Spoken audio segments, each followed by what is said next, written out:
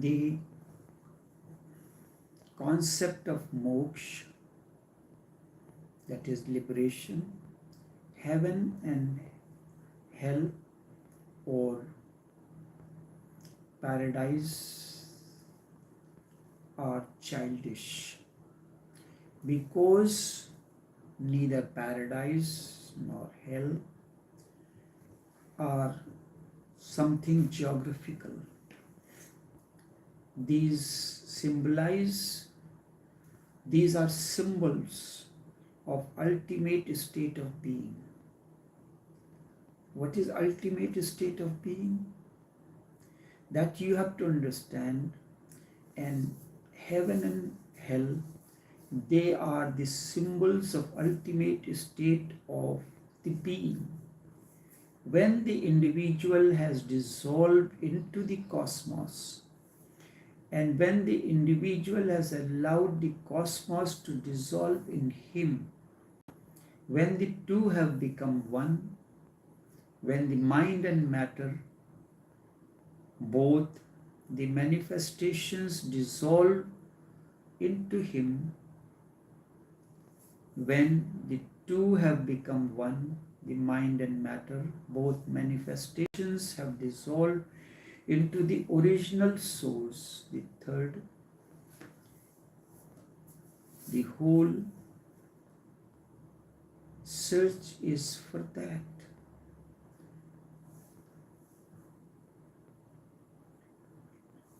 And you will not be satisfied until this state is achieved.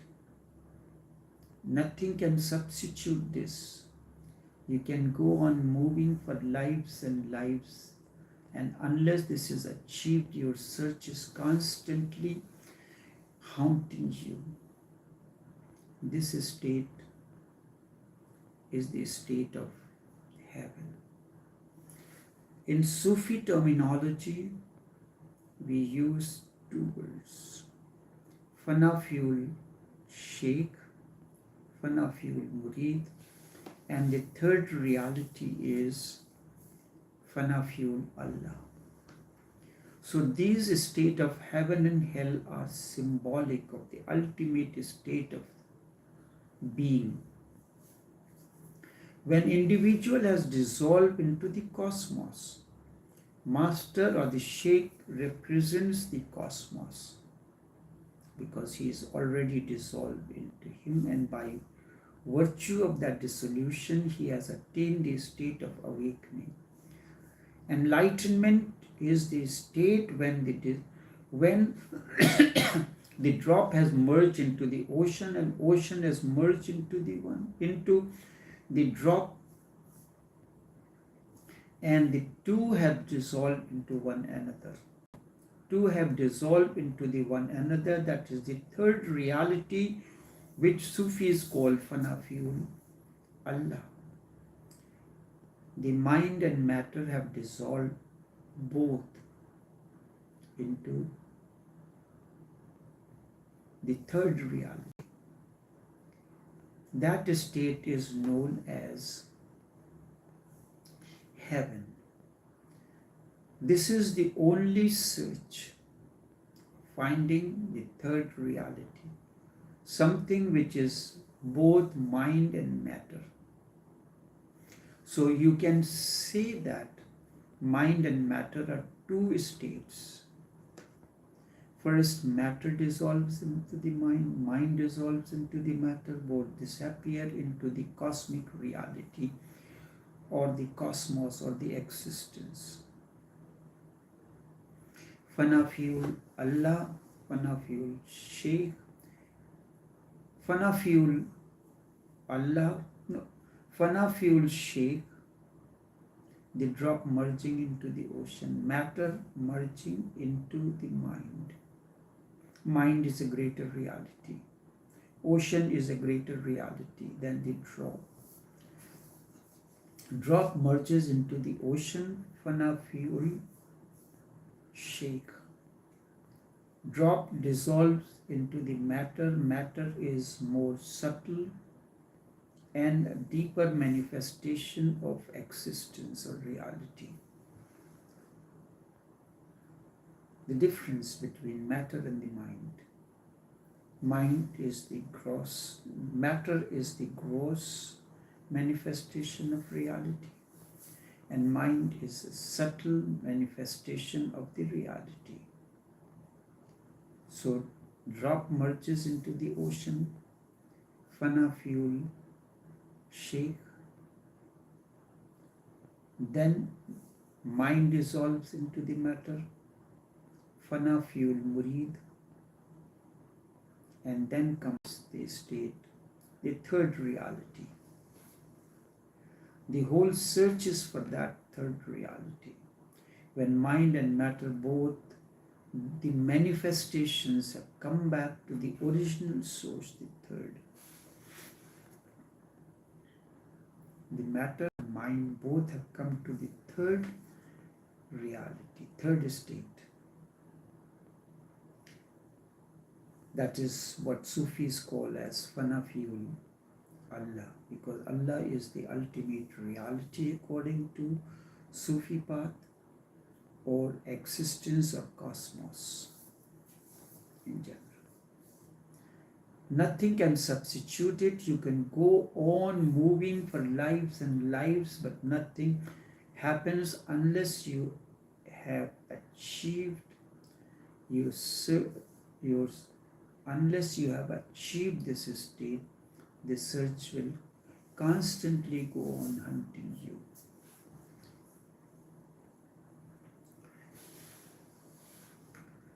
So the technique can be very helpful and there is no danger in it. You can practice it without a master. Remember this, all the techniques that start with the body are dangerous without a master. All the techniques that start with the mind, with the matter, with the body, are dangerous without a master. Because the body is a very complex phenomena, it is a mechanism, and without someone who knows exactly what is going on, it is dangerous to start. You may disturb the mechanism, and then it will be difficult to repair it.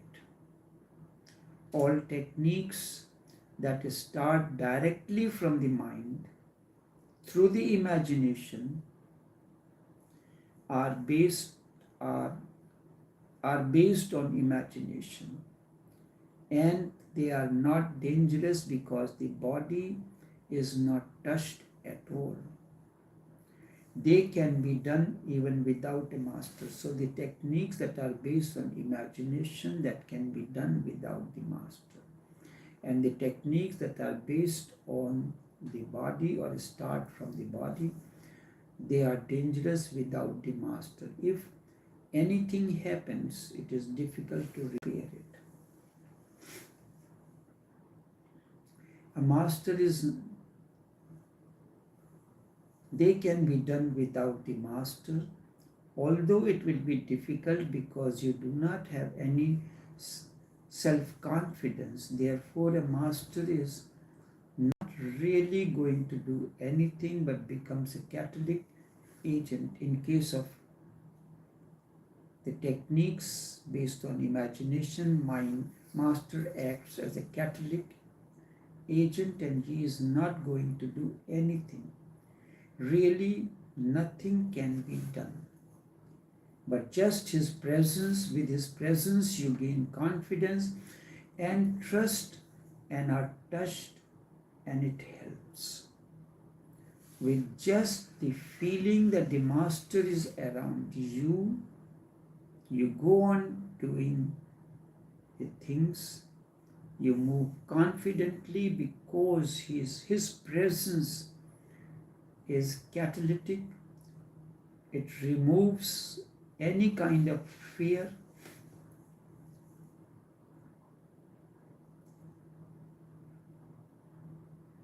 There is no fear in you then. Just with his presence, your confidence and trust enhances. Just the feeling that the master is around, you can move confidently because he is present. You are not afraid. Because he is there with you, you can move into the unknown, the uncharted. But the body techniques, his presence, his active presence is necessary, because body is a mechanism and you cannot do anything. Body is a mechanism and you cannot do anything without a guide, because the body is a mechanism and you can do something which cannot be easily undone, and thus you can harm it. That's why the hatha yoga and some of those techniques become difficult, and you need someone like doing the headstand. People have heard and they start doing the headstand, but they do not know the real implications of what happens when you are doing the headstand. So I will emphasize this here. The concept of moksha, that is liberation, heaven and hell, are childish. This you have to remember that. There is no space, as you call it, heaven or hell. It is a state of being in which you are. What happens? There are two things, mind and matter. Matter is gross, mind is more subtle than the matter. So when you begin with the matter has to dissolve, the gross has to dissolve into the subtle. The sugar has to dissolve into the water. Sugar does not have the capacity, it has a vulnerability to dissolve into the water. Salt has a vulnerability to dissolve into the water. So sugar or salt has to dissolve into the water. Water is subtle because it has the capability, not vulnerability, capability to melt the sugar into it and become one with it. Salt has that capability. Salt is vulnerable. Water is subtle and has the capability to absorb salt into it and become a salty water or a sweet water. It is the gross that dissolves into the subtle. Drop is gross. It has the vulnerability, and because of that vulnerability, an ocean has the capability to absorb any amount of drops coming into it, any amount of crystals, sugar crystals into it, to dissolve, disappear into the ocean, into the water. The water that you have in a cup has a limited capability, but the ocean has unlimited capabilities. It can dissolve as many drops as may want to, are ready to dissolve into the ocean. You understand this difference? The water in the cup has limitations. Only a limited amount of sugar crystals can dissolve into it. Because of limitation, it reaches very quickly the level of saturation. Ocean does not reach its quality, its power of saturation is unlimited. That is the matter. I gave you the example of water in a cup. Therefore, the first stage is the matter dissolves into the mind, drop merges into the ocean. Then the next stage comes, mind dissolves into the matter, because they have to become one. From one side the journey has begun, the other side the journey remains incomplete until the other takes a step forward and merges, allows the matter to dissolve into it. The matter has willingness to dissolve into the mind, and mind has to accept this process of dissolution of matter into it.